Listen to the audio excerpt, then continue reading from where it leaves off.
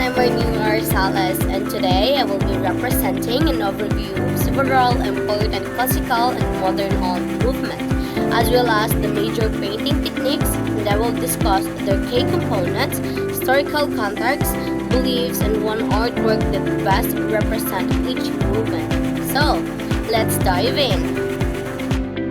Naturalism. So what is naturalism? So naturalism aims to depict subjects exactly as they appear in the real world. Artists focus on accurate details, lifelike proportions, and realistic environment. Classical movement and techniques. So number one, we have the naturalisms, which is the proponent is Jean-Baptiste Camille Corot. So, developed in 19th century in Europe during a period when artists wanted to represent the real life more accurately. So, naturalism focuses on realistic representations of natures and everyday life, showing as they truly appear without exaggerations.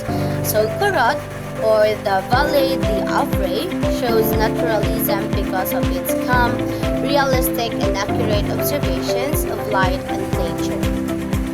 So the second one is we have the humanisms. So humanism highlights human emotions, values, and experience in art. It places people at the center of artistic expressions and celebrates human potential. Proponent of this is Leonardo da Vinci. The context is emerged during the Renaissance 14th to 16th century, a time of renewed interest of science, learning, and human potentials.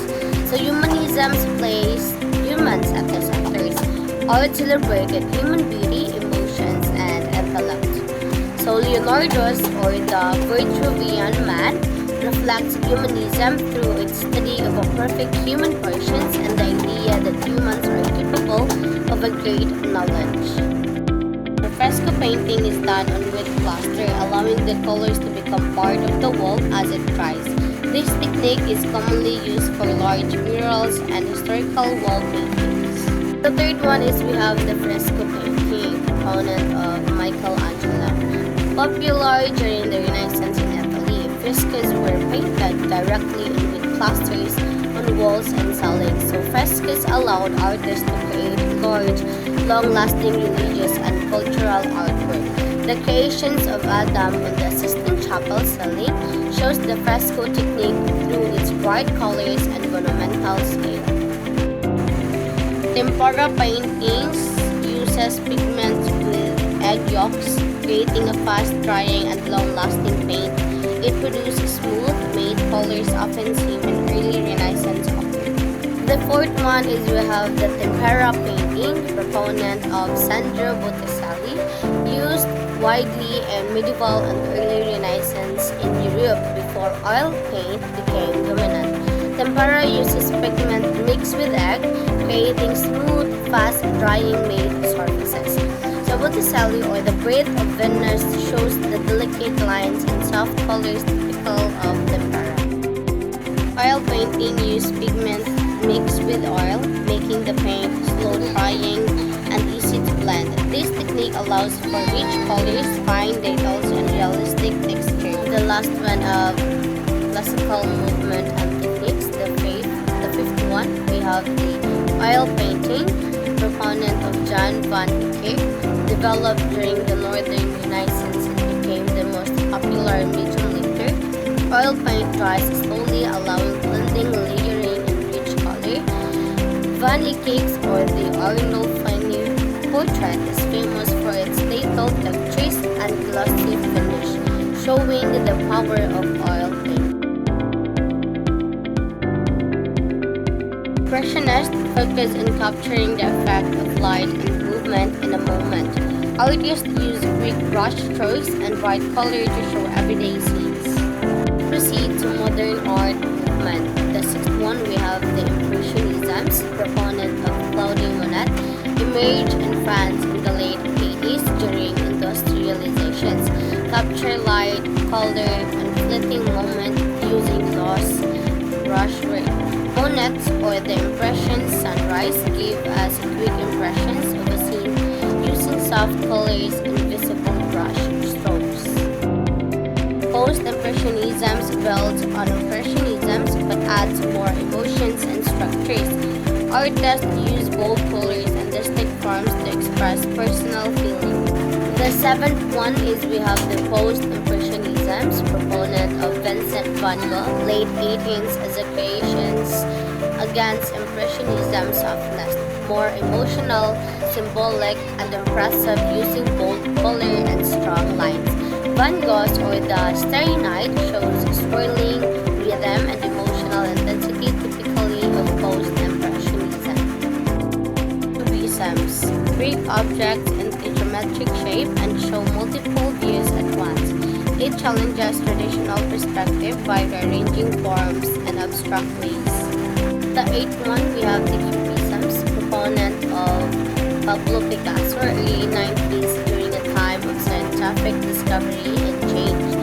Break objects into geometric shapes and show multiple viewpoints at once.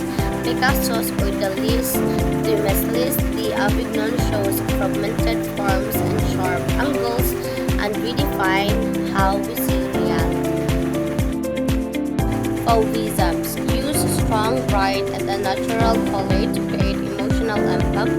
The forms are simple but the colors are bold and expressive. The ninth one, we have the Fauvisms, proponent of Henri Matisse, early 20th century in France. The term Fauvist means wild beast, uses extremely bold and natural colors and simplified forms. Matisse, or the woman with a hat, is filled with bright, shocking colors and do not match real life. Impressionisms show intense emotions through distorted shape and dramatic colors.